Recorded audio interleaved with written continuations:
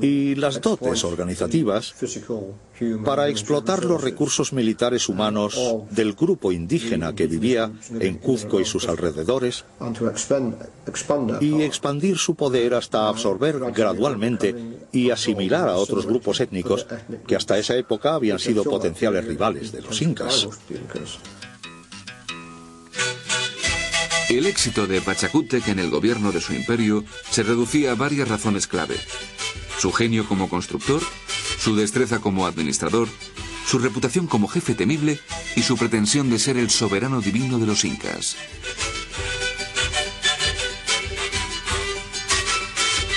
Cuando se conquistaba una nueva nación o pueblo tribal, se enviaba inmediatamente a ese territorio a un grupo de colonos leales a los incas. Instalando ciudadanos leales, Pachacútec podía asegurarse la concentración del apoyo local, puesto que los aislados colonos permanecían juntos en el país hostil.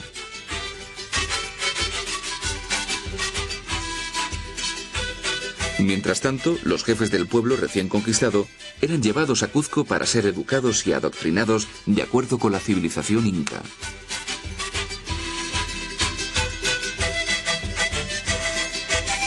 Los nuevos territorios eran gobernados por funcionarios formados por los incas desde ciudades recién construidas. Después de cada victoria militar, se construían carreteras de acceso y los técnicos del censo recorrían la región y calculaban los recursos de la población sometida para poder cobrarles impuestos. Aunque los incas rara vez alteraban la rutina básica de la vida local, la población sometida tenía que cumplir las leyes incas y adorar al sol. Y fue durante el reinado de Pachacútec cuando se implantó esta estructura administrativa.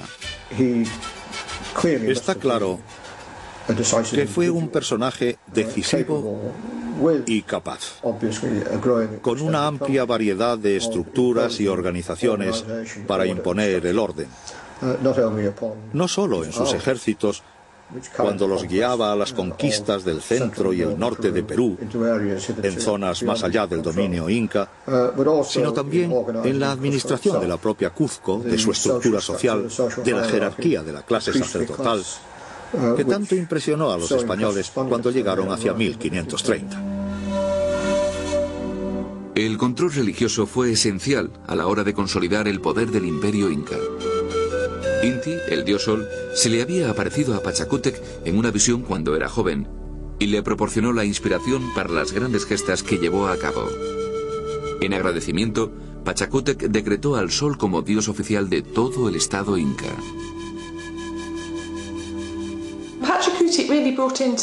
Pachacútec puso en práctica una serie de distintas instituciones legales y religiosas que dieron forma a lo que se convertiría en el Estado inca y constituyeron su burocracia.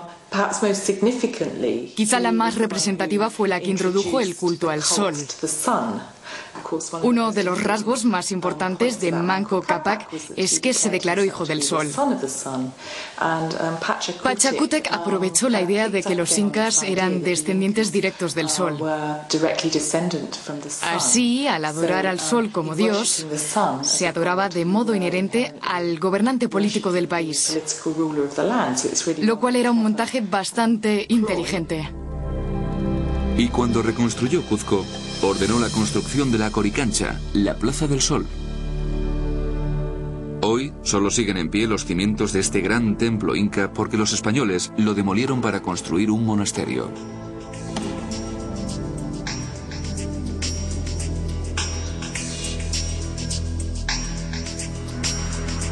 Bajo Pachacútec, todo el oro del imperio se enviaba a Cuzco para adornarle a él y decorar los edificios de la capital imperial.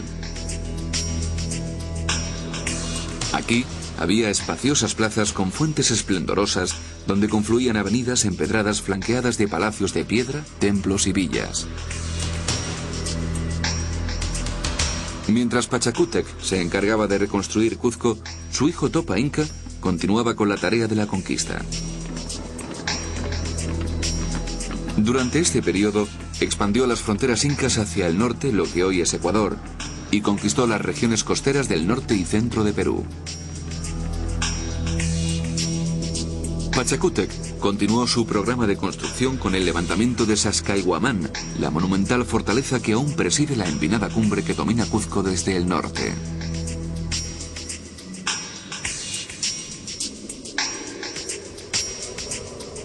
Ordenó que le enviaran hombres desde las provincias para trabajar en la cantera, tallar la piedra y transportarla hasta la obra, y para erigir murallas y torres. Se cree que cerca de 20.000 hombres trabajaron durante 30 años para terminarla. Entonces, en 1471, cuando aún se estaba construyendo ese monumento, Pachacútec murió.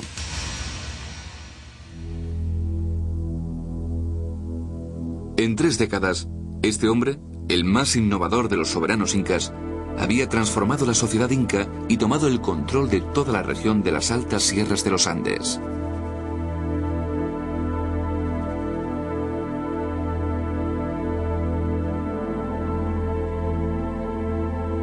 A su muerte, el poder pasó a su hijo Topa Inca.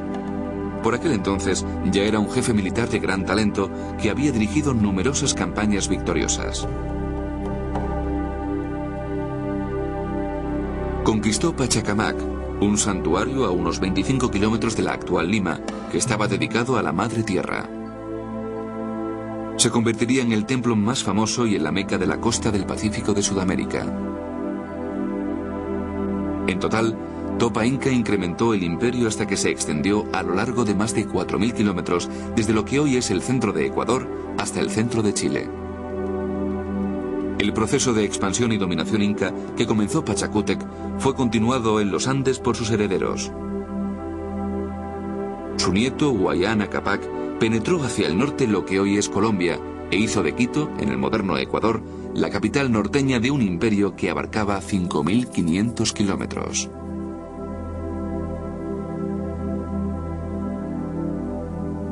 Las plagas y las guerras civiles acabaron pronto con la gloria de la civilización inca. Y en 1532, la invasión europea terminó con los incas para siempre, cuando el conquistador español Pizarro capturó al inca Atahualpa. Fue un suceso que resquebrajó el imperio.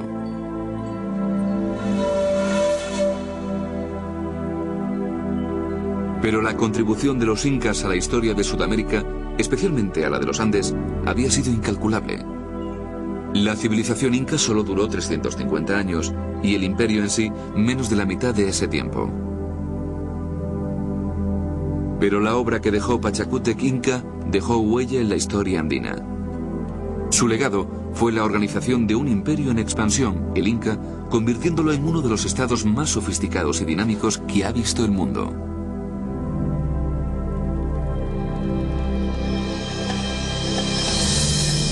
Después de la conquista española, los habitantes nativos de las remotas tierras altas de los Andes conservaron muchas de sus tradiciones.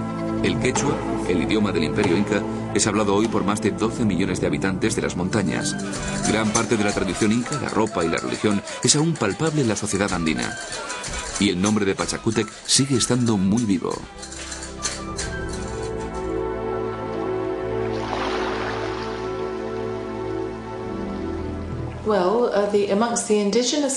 Entre los pueblos indígenas que están ganando representación política en las diferentes repúblicas andinas, se le considera una especie de héroe cultural. Y también entre la clase media mestiza se le considera una figura clave de la edad de oro de los incas. Cuando nos fijamos en los movimientos políticos indígenas de hoy en día, especialmente en lugares como Ecuador y ahora hasta cierto grado en Perú, se trata de partidos políticos que han tomado el nombre de Pachacútec porque representa su forma de expresar, que ahora les toca otra vez el turno en la historia, como si fueran a levantarse de nuevo. Y por eso Pachacútec se ha convertido en cierto modo, en ese contexto, en el símbolo más importante del renacimiento indio. El imperio que creó Pachacútec unió los 4 costados del mundo inca, del Tahuantinsuyo en casi 2.000 millas a la redonda. El imperio se mantendría en pie hasta la conquista española 100 años después, pero se mantendría para siempre dentro de los corazones de los hijos del sol.